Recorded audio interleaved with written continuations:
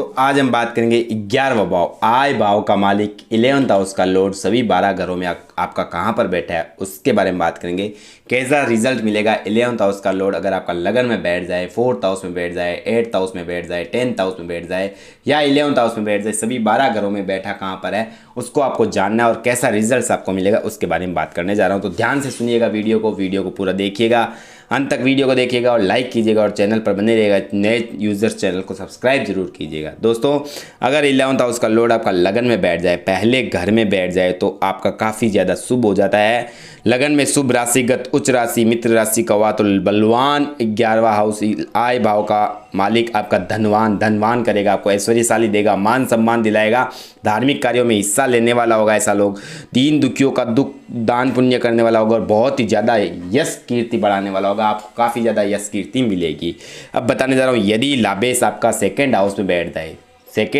बैठ जाए, यदि लाभेश धन भाव में आपका यह राजयोग हो जाता है, जब भी 11th हाउस का लॉर्ड सेकेंड हाउस में आ जाता है तो ये सबसे बड़ा राजयोग हो जाता है, क्योंकि आय भाव का मालिक धन भाव में आने से आपके धन की वृद्धि होती है, परिवार की वृद्धि होती है, तरक्की के राजयोग होते हैं, परिवार में नए नए काम बढ़ते हैं, व्यापार की नए नए ग्रोथ बढ़ती है, आपके लाइफ में हर तरह से काफ़ी ज़्यादा फायदा होता है और आपकी वाणी भी मधुर हो जाती है, वाणी में भी मिठास आ जाती है और आप अपनी वाणी से भी ज़्यादा कार्य करते हो और वाणी के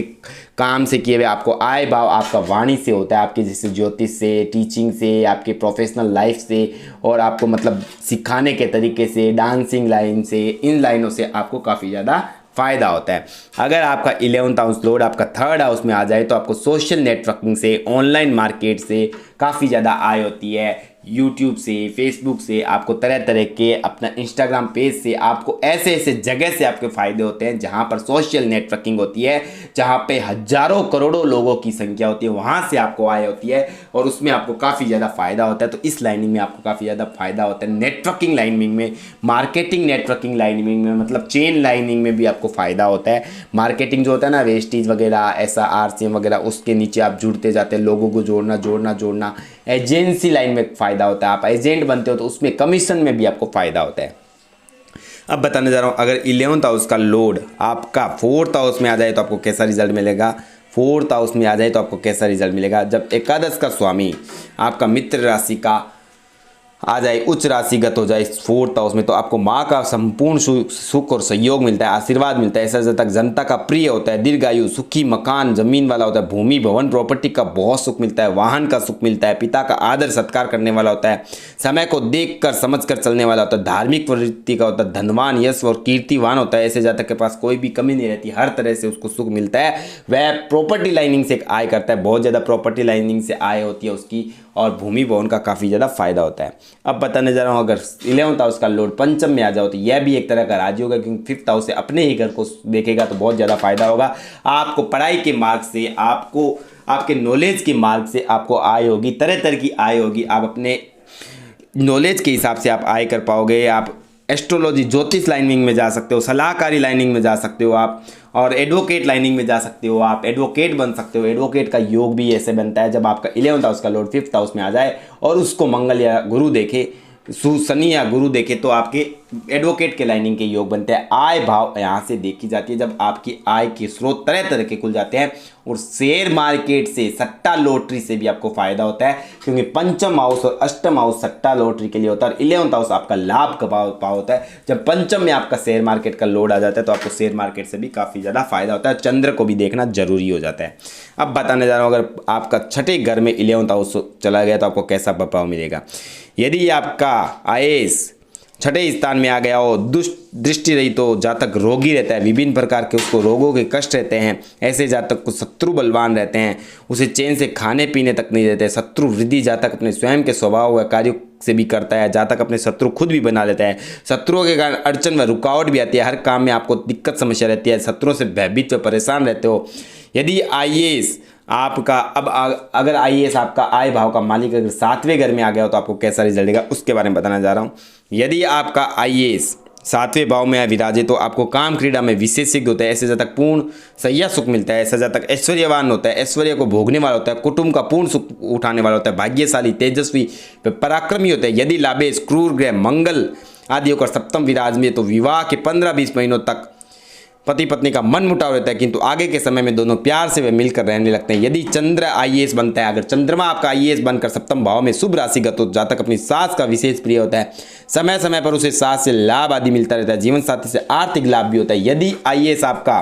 सूर्य हो और जातक ससुर, तब जातक ससुर का प्रिय होता है और ससुर से उसे विशेष लाभ मिलता है, ऐसा ससुराल से पूर्ण सहयोग उठाता है। यदि आईएएस आयु भाव का शुभ राशि अथवा मित्र राशि उच्च राशि में हो तो जातक को लंबी आयु, उत्तम स्वास्थ्य मिलता है। अब बात करते हैं अष्टम भाव में अगर आपका लाभ भाव आ गया तो आपको कैसा रिजल्ट मिलेगा। यदि आईएएस आपका अष्टम भाव में शत्रु राशिगत में आ गया, नीच होकर निर्बल हो तो जातक आलसी, निर्धन, अल्पायु, ऐसा जातक आजीविका के लिए परेशान रहता है, रोगों से कष्ट उठाता है, मानसिक चिंताएं उसका पीछा नहीं छोड़ती, जातक में उत्साह की कमी रहती है, दरिद्रता व अभाव की जिंदगी रहती है। अब बताने जा रहा हूँ अष्टम भाव का मालिक अगर नवम भाव में आ गया तो आपको कैसा रिजल्ट मिलेगा। यदि आईएएस आपका नवम भाव में आ गया हो तो काफ़ी ज़्यादा फायदा होता है, क्योंकि ये अपने से 11 से 11 हो गया तो बहुत ज़्यादा लाभ से लाभेश हो गया तो बहुत ज़्यादा फायदा होता है। भाग्य का उसको पूरा सपोर्ट मिलता है, भाग्य से काफ़ी ज़्यादा हर काम उसके भाग्य के सहारे हो जाते हैं। कोई भी कार्य में हाथ डालेगा उसका सफलता प्राप्त करेगा और उसमें हमेशा सफलता मिलेगी और बहुत ज़्यादा फायदा होगा, क्योंकि भाग्य का मालिक 7th हाउस से पराक्रम भाव को देखता है तो पराक्रम ही होगा और पराक्रम से अपना विजय हासिल करेगा, हर तरह से उसको फायदा होगा। अब अगर आईएएस आपका 10th भाव में आ जाए तो आपको कैसा फल देगा उसके बारे में बताऊँ। यदि जन्म कुंडली में आईएएस आपका 10th भाव में हो, शुभ राशि में हो अथवा मित्र राशि में हो, शुभ ग्रहों की दृष्टि में हो अथवा उच्च राशि में हो, जातक को माँ का विशेष प्रिय होता है, भूमि भवन प्रॉपर्टी से उसका कार्य चलता है, बहुत ज़्यादा फायदा होता है, प्रॉपर्टी लाइनिंग में बहुत फायदा होता है, जातक माँ का आदर सत्कार करने वाला होता है, आज्ञा का पालन करने वाला होता है, ऐसा जातक देश सेवक होता है, जातक देश की सेवा करने वाला हो सकता है, फौजी या पुलिस के अंदर जाने वाला होता है, फौजी या पुलिस जाने वाला हो सकता है, ऐसा जातक देश के लिए अपनी जान न्यौछावर करने वाला होता है, मिलिट्री लाइन में बहुत तरक्की करता है, उसकी नेम वेम बनती है, गवर्नमेंट सरकार की लाइनिंग में उसकी नेम फेम काफ़ी ज़्यादा प्रसिद्धि प्राप्त होती है, उसको लाभ होता है सरकार से बहुत ज़्यादा और हर तरह से उसको लाभ ही लाभ मिलता है। अब यदि लाभेश आपका लाभ भाव में ही हो तो आपको कैसा, 11th हाउस का लोड अगर 11th हाउस में ही हो तो आपको कैसा रिजल्ट मिलेगा। यदि 11th हाउस का लोड आपका